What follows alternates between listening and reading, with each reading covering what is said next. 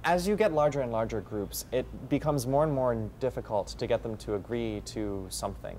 In this case, they were pushed to try to agree to 280 somethings.